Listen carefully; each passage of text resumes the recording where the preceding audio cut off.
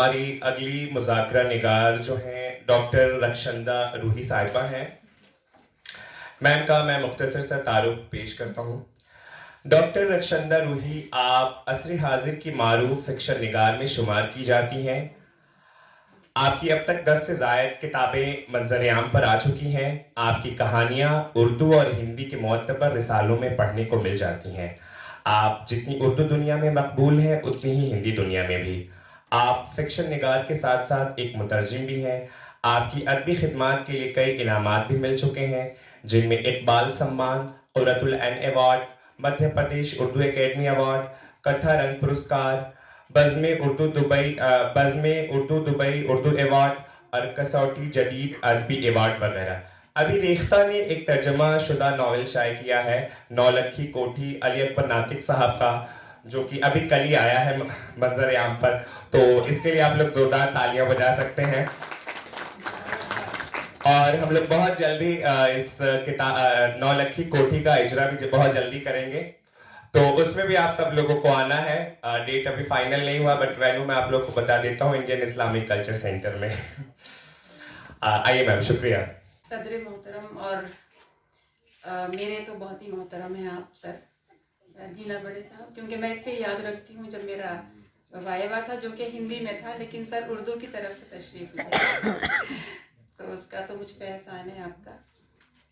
तमाम कलमकार और अभय कुमार साहब ने तो इतना अच्छा बोल दिया है कि मैं कुछ अब बोलने के काबिल ही नहीं हूँ शायद क्योंकि मैं इतनी पॉलिटिकल तकरीर तो नहीं कर सकती। इस किताब के ऊपर ही बात करूँगी, जो मैंने कुछ नोट्स भी बना लिए हैं। इन्होंने जो मेरी किताब के बारे में आज बताया आपको, वो रात ही मुझे उसकी खबर मिली थी। रेख्ता से मुझे एक नोट आया कि भाई किताब छप गई है, लेकिन अभी कोई तस्वीर मेरे पास नहीं थी, तो मैंने किसी को बताया नहीं था, तो नईमा खफा ना हो क्योंकि मुझे डर लगा मेरी दोस्त कहेंगी मतलब मैंने आग लगा दिया नहीं, दोस्तों को लगता है ना कि देखो बताया नहीं। और ये कल्चर सेंटर वगैरह में भी रजिस्ट्रा वगैरह की बात आपने की, तो उसके लिए शुक्रिया। देखते हैं कि क्या बनेगा। हम लोगों की कोशिश है कि जितनी किताबें मैम का जो नॉवल है नाजिश जो उस पर भी हम लोग का प्लान है। मैम के घर में जा नहीं पाया कि कुछ कॉपी लेके आऊँ, तो जितनी किताबें मंजर आम पर अभी आ रही है, क्योंकि बहुत सारी किताबें हम लोग एक साथ पढ़ नहीं पाते हैं, तो ये डिस्कशन बहुत अच्छा जरिया है कि बहुत कुछ ना पढ़ के भी पढ़ लेते हैं, सुन के बात करके। एक गुस्ताखी की है मैंने जाकिर साहब, इसी किताब में थोड़ा सा लिख लिया है, लेकिन मैं मिटाने की कोशिश करूँगी, क्योंकि किताबों पे लिखना मुझे बिल्कुल पसंद नहीं है, और बच्चों को तो मैं बहुत डांटती हूँ स्कूल में। जल्दी में ऐसा हो गया। खैर, 3 बातें मुझे लगता है इस नावल को जो दिलचस्प बनाती हैं, वो मैंने लिखा है कि एक तो इस दरिंदगी के जो माहौल में ये तख्लीक किया गया है नावल, उसमें एक दीपा और एक अली का जो किरदार है, वो इस दर्जा इश्क करते हैं कि मैं समझती हूँ कि वो जो कहानी इस कदर तकलीफ देह हो रही थी, वो बीच बीच में बड़ी इंटरेस्टिंग मुझे लगती है। तो मैंने उसका कुछ 1-2 पेज का मतलब एक कुछ लिखा है उसके बारे में, पेज नंबर 68 पर है। और एक बात और है जो पहली ही लाइन में मुझे अच्छा लगा, क्योंकि कहानी के साथ इंसाफ इस तरह हो गया है कि हवा के झोंके के साथ लाइब्रेरी में पेड़ पौधों की मखसूस बू, फूलों की खुशबू, गीली मिट्टी का सौंधापन, और इसके साथ एक ख़ास महक का पहली बार तजर्बा हुआ। ये अनजान सी गैर मामूली दिलचस्प और मज़ेदार महक। कभी मज़ेदार महक नहीं सुना था आज तक। नहीं, उसका एक रीज़न है, क्योंकि ये गोश्त जो बच्चों का है उसकी महक उसको आ रही है वहाँ से। तो ये अगर जब तक आप नावल को बारीकी से नहीं पढ़ेंगे, इस मज़ेदार महक के बारे में सोच नहीं पाएंगे। मैं सोच नहीं पाई थी, लेकिन नावल पढ़ने के बाद ये जुमला मुझे बहुत उसके लिए कायदे का मतलब इसे कहें सूटेबल लगा बहुत। तो ये लिखा इन्होंने, मज़ेदार महक महराज के दिलो दिमाग में बस गई। अब दीपा का जो एक किरदार है इसमें, मुझे लगता है आप लोग ज़्यादा बोर ना हो, मैं थोड़ा थोड़ा ही पढ़ूंगी, ज़्यादा नहीं पढ़ूंगी।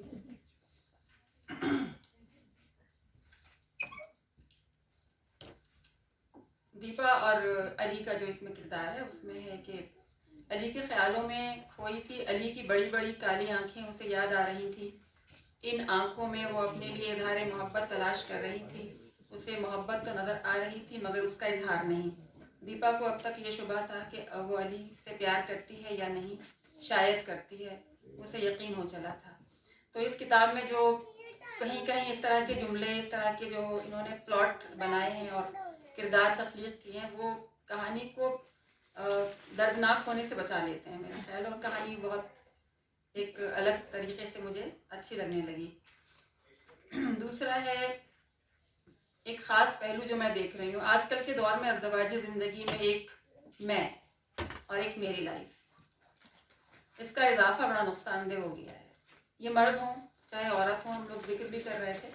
अब शादी के बाद ज़्यादातर यही होता है कि लड़की कहती है दिस इज़ माई लाइफ, वो अपने फ़ोन में चली गई, बिज़ी हो गई, और हस्बैंड अपने मोबाइल फ़ोन से बात करता है। तो आपसी जो रिश्ता है वो काफ़ी हद तक कमज़ोर भी कह सकते हैं उसको, और एक मजबूर सा भी हो गया है। तो इसमें वो 2 जगह मुझे वो पॉइंट आउट जो आपने किया है वो मैं पढ़ के सुनाऊंगी। Page number 146।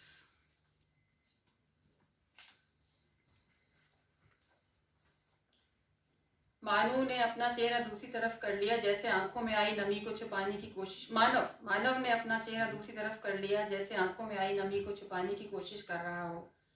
जब से इसकी माँ इसको छोड़कर गई, इसको ऐसे ही दौरे पड़ते हैं। बच्ची की बात हो रही है। जब कभी ये किसी अजनबी को देख लेती है, उसने शायद आपको देख लिया।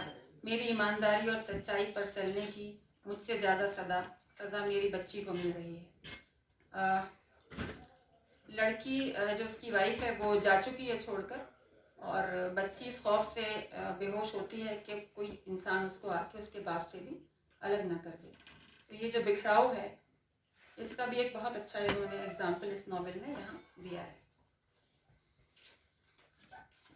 Page number 24। अब ये अभय साहब, मैंने भी महसूस किया था, मैंने नोट भी किया है कि ये किरदार शायद आपको देख के लिखा गया है कि हल्की हल्की दाढ़ी है उसकी, और बहुत खूबसूरत है, देखने में बहुत गोरा है, आंखें बहुत रहीन है उस लड़के की, और वो बहुत साफ है, साफ गोरी से बात करता है। तो मैं सोच रही थी जब मैंने आपको देखा तो मुझे यकीन हो गया कि आप ही हो सकते हैं। तो ये जो किरदार इन्होंने किरदार निगारी की अपने दोस्त की, तो बहुत इंटरेस्टिंग भी है वो, और आपको देख के अच्छा लगा कि वाकई ऐसे ही हैं आप। ये दूसरी बात जो मैंने अभी कही थी आपसे, जो अज़दवाजी ज़िंदगी का जो एक टूटने की कसक है वो यहाँ भी लगती है। अभय ने कहा घर कोई बात नहीं सर, मुझे एक आर्टिकल लिखना है, एडिटर का फ़ोन आया था, ये भी इन्होंने अभी जिक्र किया है इसका। मेरे पास लैपटॉप है, मैं यहाँ भी लिख सकता हूँ, आप परेशान ना हो, हाँ आप घर चले जाएँ। घर के नाम से आपदा का चेहरा उनकी आंखों के सामने घूम गया। उन्होंने नदामत और शर्मिंदगी से सोते हुए महराज को देखा और सोचा 20 साल पहले मुझसे जो हमाकत हुई थी उसकी सज़ा मेरा बेटा भुगत रहा है। उन्होंने दिल ही दिल में अपने बेटे से माफ़ी मांगी। वो उसके कदमों के पास रखे स्टूल पर बैठ गए, लंबी सर्द आह भरी और खुद से ही मन कहा, तेरी ये गलती ने तेरे बेटे की ज़िंदगी तबाह कर दी महराज। ये वही लड़का है ना महराज जिसका जिक्र आपने किया, जो लीडिंग कैरेक्टर है इसमें। वो बच्चा ऐसा इसलिए हो गया था क्योंकि उसके वालिद जो थे उन्होंने एक अपने से 20-25 साल छोटी लड़की से शादी कर ली थी, इश्क में आके गिरफ्तार हो गए थे और इस लड़के को नौकरों के साथ छोड़ दिया था। तो आप देख सकते हैं कि एक मोहब्बत का कितना दर्दनाक और तकलीफदेह अंजाम भी हो सकता है अगर औलाद है तो। यूँ तो खैर सभी करते हैं, कोई मेरा ख्याल है पाबंदी तो नहीं है।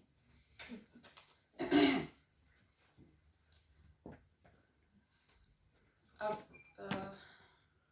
भीख मंगवाने के लिए किस तरह बच्चों और नौजवानों को अपाहज बनाया जा रहा है वो भी एक बयानिया है इनका, वो काफ़ी तकलीफदेह है। 103 पेज पर देखिए जाकिर साहब, मैंने पूरी किताब पढ़ी है अच्छी तरह से। पुलिस भी हमारे साथ है, देखिए पुलिस का रवैया भी दिखा रहे हैं, पुलिस भी हमारे साथ है, इसलिए इस भुलावे में मत रहना। ये हिंदी की बात कही है ना, भुलावा हिंदी का लफ्ज़ है, नहीं तो उर्दू में बहलावा लिखा जाता है। तो इन्होंने उन दोनों ज़बानों को इसलिए इस भुलावे में न रहना कि पुलिस को या किसी और को बताकर हमारा कुछ बिगाड़ सकते हैं। मैं पिछले 5 साल से इस काम से सिर्फ रूखी सूखी खाता हूँ, टीन की छत के नीचे रहता हूँ, जबकि रोज़ अच्छी खासी रकम कमाता हूँ जो ठेकेदार ले जाता है, उसके बदले मुझे मामूली पैसे दे देता है। वो कहीं था, खैर मैं ढूंढ नहीं पाऊँगी, वो मैंने कहानी नोट किया था जिसमें वो बच्चों को अपाहज बनाने वाला एक बड़ा तकलीफदेह प्रोसेस है, जिसमें उनको इंजेक्शन दे के तंदुरुस्त किया जाता है पहले, फिर उनको बग़ैर बेहोश किए उनको काट लिया जाता है, उनका जिस्म, और उनको ज़बह करके उनके टुकड़े कर दिए जाते हैं। आपने कहा अभी कि उनको बेहोश क्यों नहीं किया जाता, किसी ने बताया था ये, एक बच्चे ने, लेकिन मैं आपको बताऊं कि जिसके जहन में तकलीफ देने का अमल होता है और जो जहनी मरीज है वो दर्द दे के खुश होता है। बहुत सारे समाज में हमारे और अतराफ दोस्त भी हैं इस तरह के, जो हमें उस पॉइंट पे ले जाके दुख देते हैं जहाँ हमारी तकलीफें हैं उनको खुशी दे सकती हैं। तो ये एक आम प्रोसेस है, इसमें आपकी कोई भी गलती मैं नहीं मान सकती।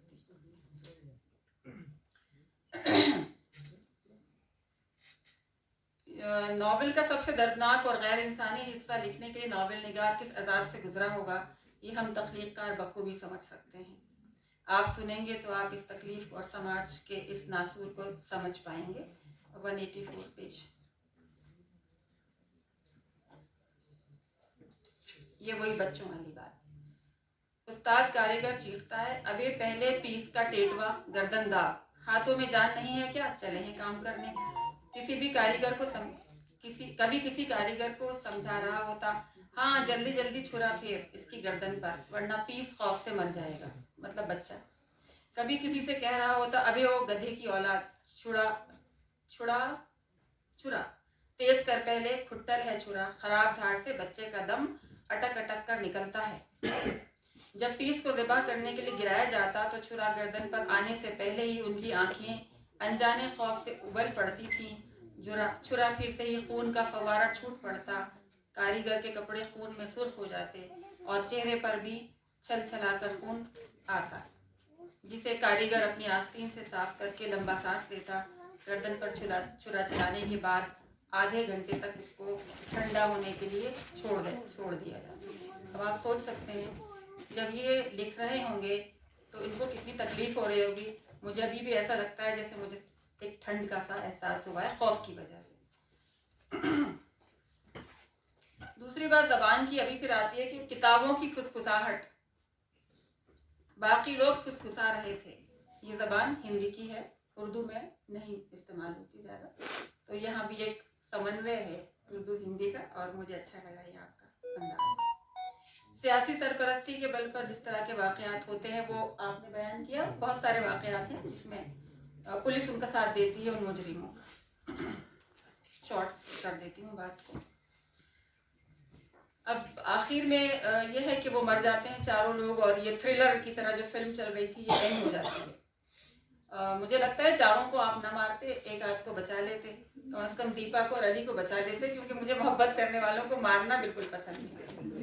आपने गलत किया, मैं तो नहीं मार सकती थी। मैं कभी मारती हूँ तो एक को मारती हूँ, एक को तड़पने के लिए छोड़ देती हूँ, आपने दोनों को मार दिया। दूसरा ये था कि मारने के बाद आपने एक जुमला भी ये नहीं कहा कि आपको दुख हुआ। आपने उनको इस कदर सफाई से मार दिया कि जैसे वो बहुत बड़े मुजरिम थे, उनको तो मारना ही था। ऐसा नहीं था, एक आध को बचाना चाहिए था, मुझे लगता है।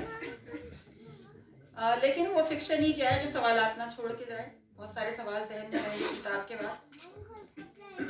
इसमें किसी ने भी इस बात पे कोई जोर नहीं दिया अभी तक, शायद और लोग कहेंगे कि आपने बहुत सारी गालियों का इस्तेमाल किया है इसमें। उस पर बहुत उर्दू वाले खफा होंगे, मुझे भी कभी लगा कि शायद गलत है, लेकिन इन्होंने दिखाया कि वो इंसान कितने ख़राब जहन का हो सकता है जो बच्चों को काटता है और मारता है। तो उसके लिए मेरा ख्याल है वो गालियाँ देना, इन्होंने एक उसका एक क्या कहना चाहिए, एक पहलू, उसकी ज़ात का एक पहलू है जो उजागर करते हैं। वैसे एक बात और है, आजकल मैं स्कूल में मतलब मैं बहुत साल से स्कूल में पढ़ाती हूँ, तो गाली आजकल फैशन है, इससे आप बुरा उर्दू वालों को नहीं मानना चाहिए। मैंने बहुत अच्छे अच्छे उर्दू घरानों की लड़कियों को देखा जो बहुत ख़राब गालियाँ देती है रोड पे चलते हुए। तो उसमें हम टीचर्स का बहुत बड़ा शायद रोल है कि हम उन्हें नहीं समझा सके, या ये जो गैजेट्स हैं इनका भी रोल हो सकता है। वैसे नईमा जाफरी साहिबा ने एक किताब मुरत्तब की है जिसमें बहुत तहजीबी फ़रंग उसका नाम है जी। इसके अंदर जो गालियाँ हैं ना वो कल को तहजीबी फ़रंग में कही जाएंगी, मुझे ऐसा लगता है, क्योंकि ये तहजीब हमारी जिस तरफ जा रही है ना, वो कुछ दिनों के बाद वो तहजीब में शामिल होने वाला है। तो नोट कर लीजिएगा, नेक्स्ट एडिशन में ऐड कर लीजिएगा। कर लिया। एक जगह मुझे लगा, अगर जाकिर साहब याद है आपको, एक अच्छे इंसान ने भी बहुत गंदी गाली दी है, वो कौन है इसमें है, वहाँ मुझे तकलीफ हुई थोड़ी सी। पढ़ा लिखा आदमी इस कदर गाली गंदी वाली नहीं दे सकता, ना देनी चाहिए नहीं उसको। मैंने एक नोट किया था मैंने, लेकिन वो वक्त नहीं है उसको ढूंढने का। तो मेरा ख्याल है उससे थोड़ा अगले नॉवेल में बचिएगा, क्योंकि जो जनरेशन यहाँ बैठी है ना, हमारी लड़के बच्चे, इन्हीं के लिए मैं आई हूँ ख़ास तौर से आज। गाली तो आप सब जगह से सीख सकते हैं, बुरे लोगों से भी सीखेंगे, लेकिन अगर एक अच्छा किरदार गाली देता है तो फिर आप उसको ज़रूर सीखेंगे। एज ए टीचर मुझे लगता है तो उसको अवॉइड कर सकते हैं। दूसरी बात यह है कि आपने फरमाया अभय साहब ने कि ये नॉवेल उनके लिए बहुत ज़रूरी है जो अक्सरियत में हैं और जिनकी वजह से हम माइनॉरिटी वाले बहुत तकलीफ़ों का शिकार हैं। तो क्या ये ज़बान वो पढ़ पाएंगे? नहीं पढ़ पाएंगे, जाहिर है। तो इसका अनुवाद हिंदी में ज़रूर कर दीजिएगा। अगर ना कर सके तो मुझे बताइएगा, मैं कर दूँगी। और जो यहाँ 10 किताबों की बात हुई है, उसमें सिर्फ 2 किताबें मेरी तख्लीक की हैं उर्दू में।